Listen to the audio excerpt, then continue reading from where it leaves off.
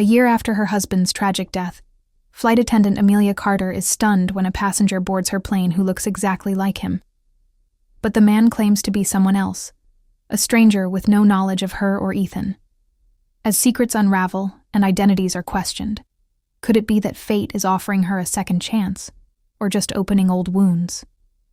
Before we begin, don't forget to subscribe and let us know in the comments where you're watching from. The sky was a canvas of burning orange and soft lavender as Amelia Carter adjusted her scarf and greeted the last few passengers boarding Flight 726 to New York. Her smile, always rehearsed and radiant, hid the fatigue from a night spent wrestling nightmares. 1 year ago to the day, she'd buried her husband Ethan after a tragic car crash in Vermont. It was a grief she carried like a second skin, always there, always aching. Amelia had returned to the skies not because she was ready, but because the silence of their apartment had become unbearable. "Good evening, sir. Welcome aboard," she said as a tall man in a navy peacoat stepped onto the aircraft. He nodded without looking at her, his face briefly obscured by the brim of his beanie. But then he turned, and the world collapsed. Her tray fell from her hands, water splashing onto the aisle. A fellow attendant rushed to help her, murmuring concerned words, but Amelia couldn't move. She stared, breathless, at the man who now stood by seat 14A. Ethan. No, that wasn't possible. Ethan was dead. She had seen the casket lowered, felt the damp soil on her fingers. And yet the man, same lean build, same jawline, same stormy gray eyes, was looking out the window, unaware that he had just shattered someone's world. Amelia's hands trembled as she excused herself to the galley. Her colleague Jenna followed her in. "Are you okay?" She nodded weakly. "Just dizzy. I'll be fine." But she wasn't fine. For the next 2 hours, she moved through the motions like a ghost, avoiding row 14, stealing glances whenever she could. He read a novel, The Winter Sea by Susanna Kearsley, Ethan's favorite author. He sipped black coffee. No cream, no sugar. And once, when the overhead light flickered, he tapped it twice with his knuckles, just as Ethan used to. By the time they began their descent into JFK, her heart was a cacophony. After landing, Amelia waited near the exit, her eyes fixed on him as he approached. He gave her a polite smile. "Thank you for the flight," he said, voice velvet and heartbreakingly familiar. Her throat closed. "I'm sorry, but do we know each other?" He paused, confused. "I don't think so." She hesitated. "You look exactly like someone I knew." The man studied her. "My name's Lucas Bennett." "Bennett?" she whispered, brows furrowing. The name meant nothing to her. It wasn't Ethan's last name, nor any name she remembered from his family. "That's not a name I know," she said cautiously. Lucas tilted his head. "Why do you ask?" She hesitated, then stepped back slightly, her voice trembling. "Because you look exactly like my husband, Ethan Moore. He died a year ago." Lucas's expression shifted, confusion replacing curiosity. "I'm sorry. I didn't know." Amelia grabbed her bag and followed him off the plane. "I need to talk to you."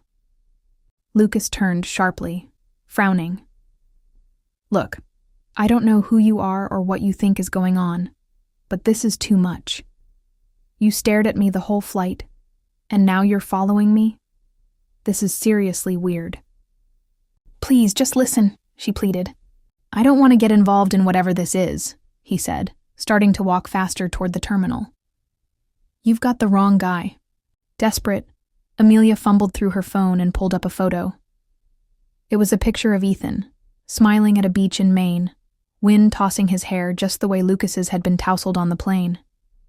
"Look at this," she said breathlessly, stepping in front of him and holding out the screen. "Please, just look." Lucas stopped, reluctantly glancing at the phone. His eyes locked onto the image and his face went pale.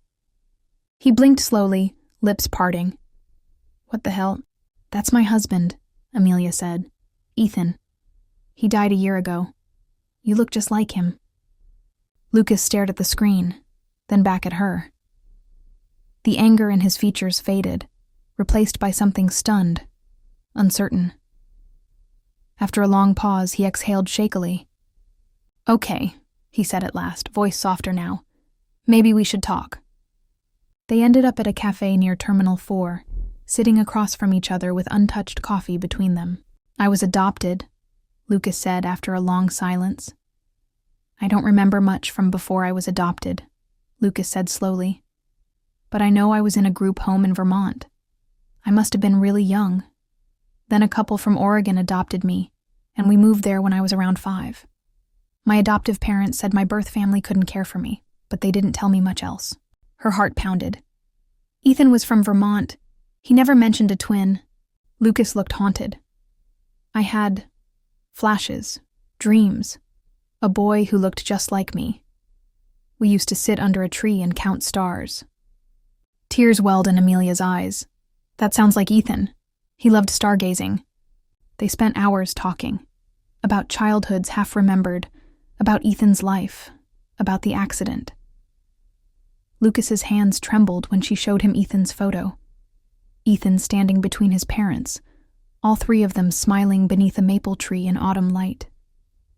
Lucas's gaze lingered on the older couple. "That's them," he murmured. "I've seen them before. In dreams." In the days that followed, DNA tests confirmed what their hearts already knew. Lucas and Ethan were identical twins, separated by a cruel twist of fate. One raised in love, the other in questions. As more memories surfaced and records were examined, the full story began to emerge. Lucas had gone missing at an airport in Vermont when he was just 5. The family had been on vacation, and in the flurry of crowds and noise, he had somehow been separated from his parents.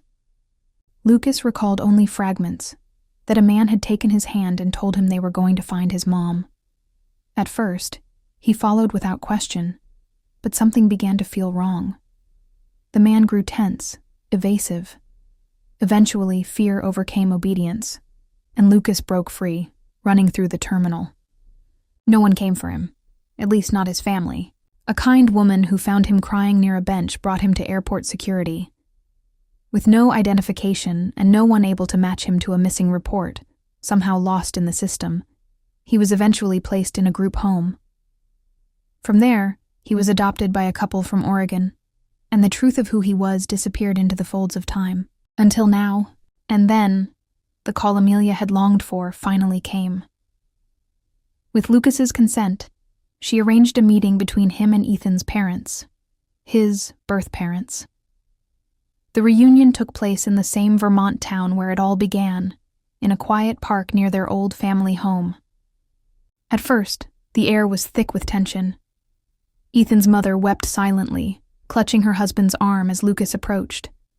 But when she looked into his eyes, so familiar, so beloved, her tears turned to trembling joy. "I never stopped looking," she whispered. Lucas stood still, overwhelmed. "I don't remember much, just pieces, but I think I remember your voice." They embraced, broken years folding into one another like pages in a long-lost book. Apologies were spoken, blame laid to rest. There was no fixing the past, but in that moment, healing began. Amelia struggled with the strange, dizzying ache of seeing her husband in another man. After the emotional reunion with Ethan's parents, the reality of Lucas's identity only deepened the surreal weight she carried. Lucas was kind, introspective, and nothing like Ethan in some ways. He didn't drink coffee obsessively or whistle Sinatra while showering, but then he'd smile a certain way, and it was like Ethan's ghost kissed the edges of her grief. They saw each other often, at first to talk about Ethan, then about everything else. Grief gave way to understanding, understanding to friendship. Lucas became her confidant, her tether. One evening, months later, they stood by the Hudson River, autumn leaves swirling around them. "I feel like I'm stealing his life," Lucas said. "You're not," Amelia replied. "You're living yours." He touched her hand gently. "Do you think he'd be angry if I loved you?" Her breath caught. "I think he'd want me to be happy." It wasn't easy. They grieved together, built something new from broken pieces. Some days Amelia wept from guilt. Some days Lucas stared at old photos, searching for a face he never got to know. But love, in its strange resilience, found a way. And as snow fell on the city, blanketing the pain and the past, Amelia looked at the man beside her, not as Ethan's shadow, but as Lucas. Different, whole and hers. A second chance she never saw coming, from a seat labeled 14A.